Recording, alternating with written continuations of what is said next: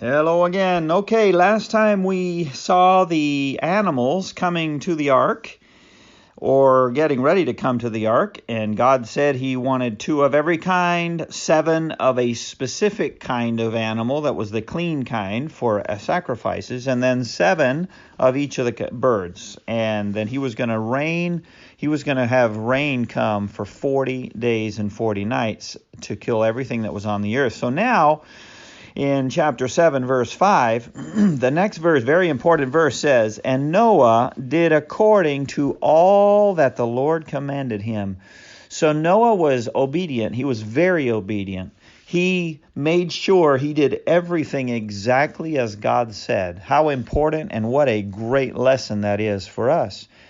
To be very careful to love God with all of our hearts, to want to do right, and to want to do right in everything we do. Noah was a good example in that.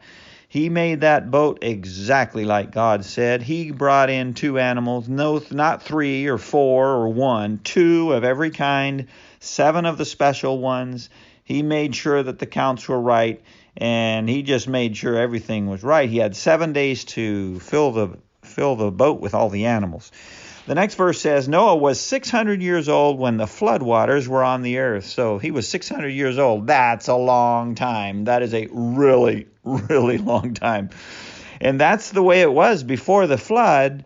People lived way longer than they do now. That's just the way it is. Some people now live to be 100, but Noah was 600 when he went into the ark. So he was pretty old. I don't think he looked very old, but he was pretty old. And then it says, so Noah with his sons, 3 sons, his wife and his son's wife, so there's 8 of them, went into the ark because of the waters of the flood.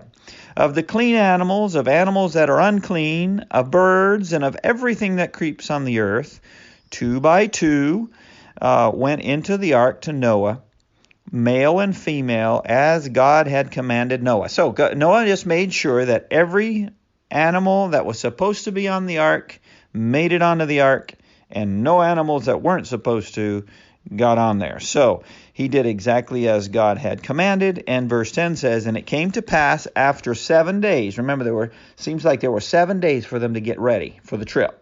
Okay, the trip into the boat. That the waters of the flood were on the earth. So that's when everything happened. And God had promised these things would happen. Noah believed God, and because he believed God, then he obeyed. And that's exactly the way it is for us. When we have a Bible, and in the Bible, God tells us how to live. He tells us what we shouldn't do. He tells us what we should do. He tells us to honor our parents, to obey mom and dad.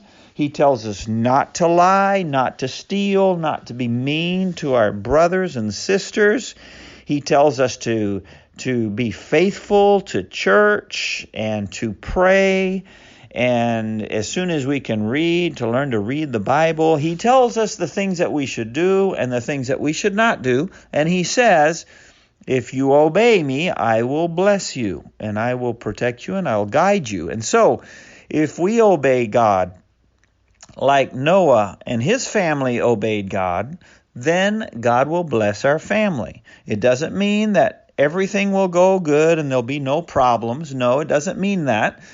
But it does mean that God will watch over us, and we can be absolutely sure He'll take care of us and never leave us and never go away. He'll always be with us. So, very important to follow Noah's example and that of his family in obeying God. Okay, next time we will see how the flood actually happens, how it begins. And yeah, this is an amazing story of a lot of water. Okay, so see you next time. Love you.